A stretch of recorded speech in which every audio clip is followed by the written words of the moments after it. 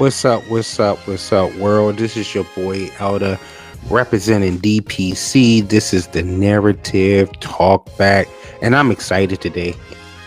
I'm excited because I'm get to talk to you guys a little bit about the 2021 NBA Draft, which the Detroit Pistons just happened to have the very first pick in one of the best drafts in recent NBA history. We have Jalen Suggs. We have Evan Mobley. We have Kuminga. We have Jalen Green. And without further ado, we have the consensus #1 pick, Mr. CADE Cunningham. So let me break this down for you. CADE Cunningham has probably been the consensus #1 pick since 2020. Understand that if CADE Cunningham could have came out of college last year, if he could have came out of high school last year, CADE Cunningham probably goes #1. There's no doubt in my mind. They're taking CADE Cunningham #1. If he could have came out of high school, he was even more electrifying in high school. He was doing between the leg dunks in games. He was banging it on people. The CADE Cunningham that we're seeing in college basketball is facing double teams, zone defenses, sometimes even triple teams. He's not allowed to operate in space, but he's still giving you 20 points a game. Shooting a solid 44% from the field, shooting 40% from threes. Here's what's remarkable about CADE Cunningham. I'm kind of man crushing on him a little bit right now. Here's what's remarkable about CADE Cunningham. The biggest knock coming on him out of high school was he can't shoot. That was it. They said he couldn't shoot good. Then he goes to college and he shoots 40% for three. He has a deadly step back. He has a mature step back. And he's pulling up from NBA range. To me, that speaks to his work ethic. That speaks to his time in the gym. That speaks to his professionalism to want to get better. That speaks to a player. A lot of times you see players at 6'8", 220. Often they want to rely on their size when they get into college basketball and high school basketball, AAU basketball. And they just kind of bully people and they use his size shooter. It's not just that. He has skill. He's 6'8", 220, 7-foot wingspan. He's not super athletic, but he's a very good athlete. He knows how to create space, pass out of double teams. He can read the floor really well. He can score at all three levels. He has a post-up game. He has a solid post-up game. I don't know the last time I seen a wing player coming into the draft that had a solid post-up game. Now, does he have some weaknesses? Sure, he does. He turns the ball over a little bit too much. His handle looks a little bit loose. And we question what position does he play in the NBA? Is he all point guard? Is he a big two guard? Does he move over to some small forward? Those are his biggest question marks. But with those question marks, his upside and potential is ridiculous because he has so much room to improve and get better. So a lot of the speculation is, with the Detroit Pistons taking him, ideally maybe taking him in this draft, what is the ultimate setback? What would be the setbacks of taking him? Only setback I see of taking him is, what do you do with a Killian Hayes? Can Killian Hayes now move over to more off the ball? I personally think that that's where Killian Hayes is going to be most effective. I believe we're going to see a better scoring Killian Hayes off the ball, because I think on ball he has to think too much. I think off ball he doesn't have to think as much. I think he can just be able to react, and I think he desires to be a scorer. All the people who Killian Hayes compared himself to, Manu Ginobili, mainly a scorer. He compared himself to Harden. Although Harden is super versatile, Harden is giving you 11 assists a game and 30 points. At the end of the day, he's still taking about 10 threes a game, and he's putting up his shots. Harden is a scorer. So what would stop us? What would stop Troy Weaver from taking CADE with the number one pick? Nothing. CADE is going number one in this draft. Now, if we choose not to take CADE in this draft, that means we're ready to get a boatload of picks. I don't want any player. I'm being very clear. I don't want any players. Just give me a boatload of picks. I want to catch up with OKC.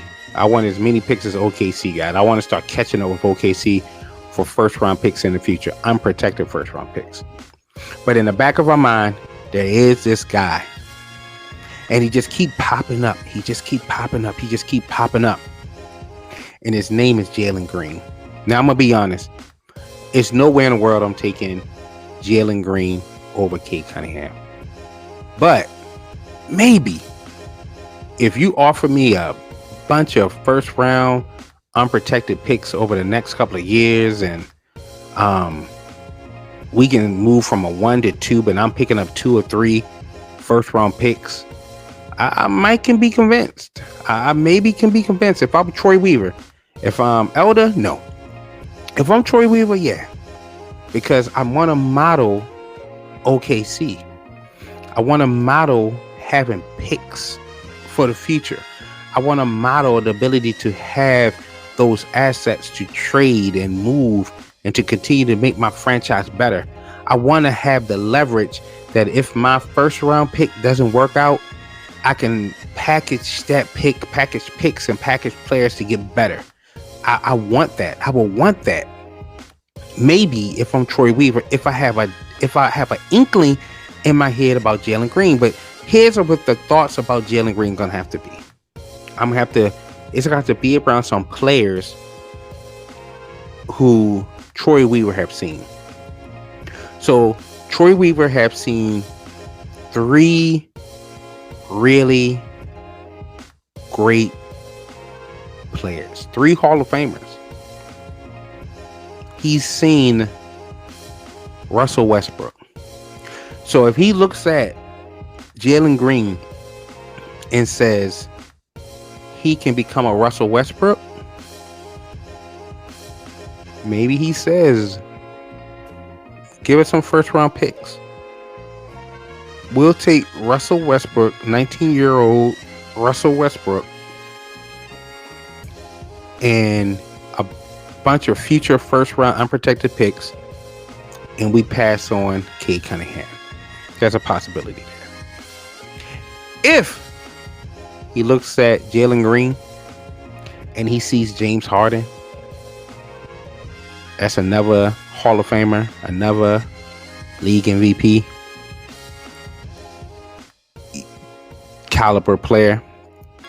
He could say, I see Jalen Green. Give me a 19-year-old James Harden who didn't come into the league being such a great passer and being the playmaker that he is, but he always had a high scoring level, could impact the game with his scoring, showed up in fourth quarters, 15 points in this fourth quarter, 20 points in fourth quarters.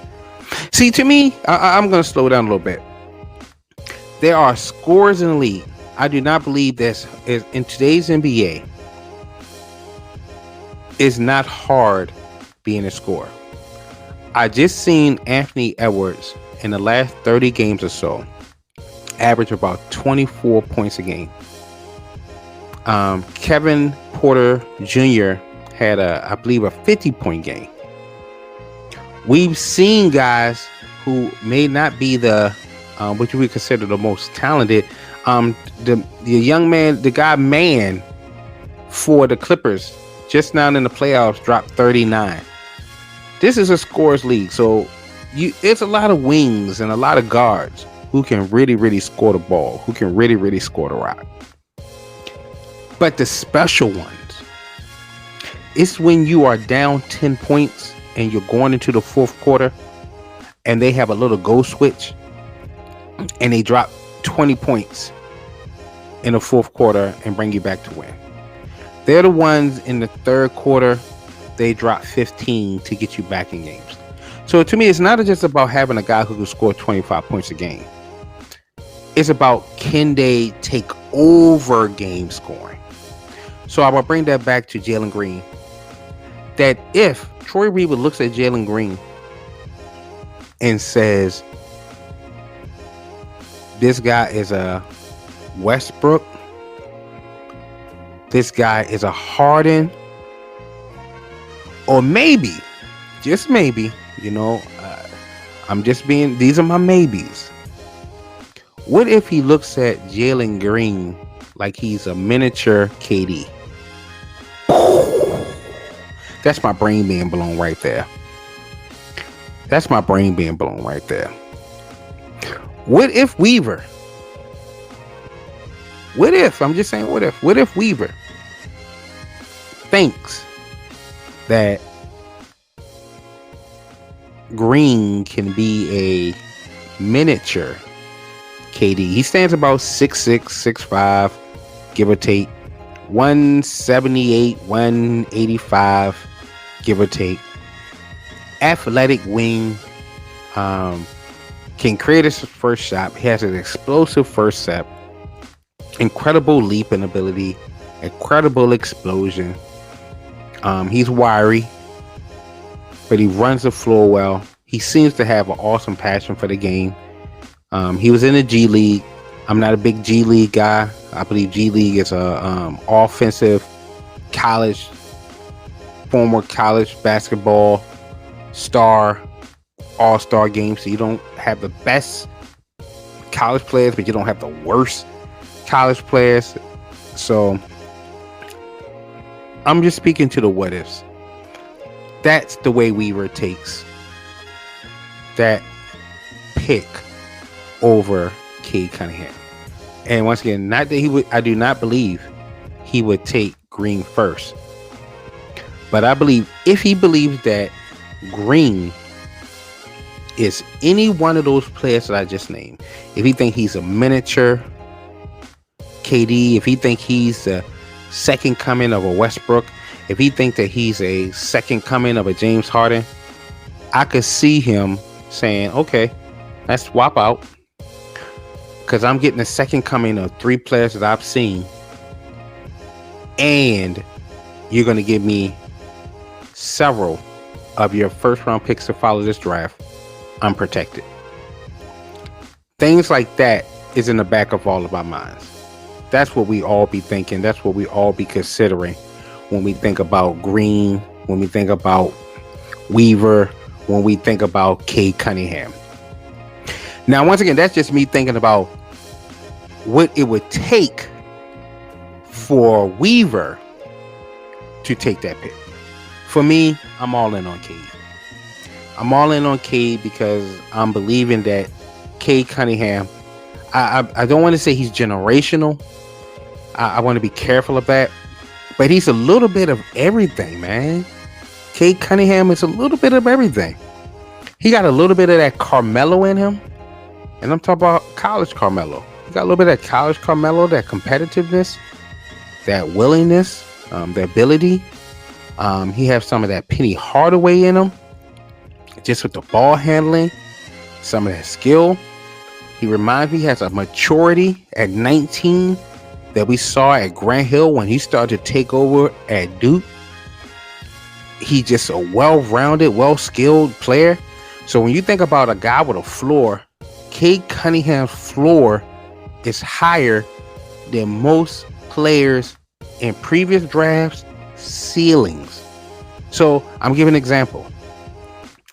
Cade Cunningham's floor may be higher than it may be, his floor may be higher than Killian Hayes' ceiling. You know what I mean? His floor could be higher than Killian Hayes' ceiling. And you don't normally get that with 19-year-old players who can come into the league. I just think that alone, the competitiveness, the will to be the best, all of the little intangibles that Cade Cunningham brings is what actually separates him from the Jalen Greens, it actually separates him from the Mobleys. Those are the things that actually separate him a little bit. You know what I mean? If you really think about it. And people talk about his athleticism, like maybe the lack of athleticism. Do you think that Devin Booker is more athletic than Cade Cunningham? Does it look like Devin Booker is struggling right now? Devin Booker isn't living above the rim. He isn't killing anybody with the most explosive first step. So I did a poll in one of our groups, and my group is Detroit Piston Central on Facebook. If you check out this podcast, check out Detroit Piston Central on Facebook. That's where you'll find your boy Elder at, chopping it up with one of the best Detroit Piston groups on Facebook. So if you get a chance, check us out. Detroit Piston Central on Facebook. I put a poll up in the Detroit Piston Central group, and I asked a question: would you prefer Devin Booker? If you could back up, if these are two players who we've missed on in previous drafts. We missed on Devin Booker. I believe that's the year we took Stanley Johnson. And we also missed on Donovan Mitchell. That's the year that we took Luke Kennard. If any of those players, knowing what we know now, and we could put them on this team, this current team, if they were in this draft, and we knew, and we only could Brady to pick one of them to be the number one pick in this draft. You only could check Devin Mitchell, who you already know, and then you have Devin Booker. That's just saying that you know what they're going to be. Most of the group took Booker. So I say that to say to anybody who says that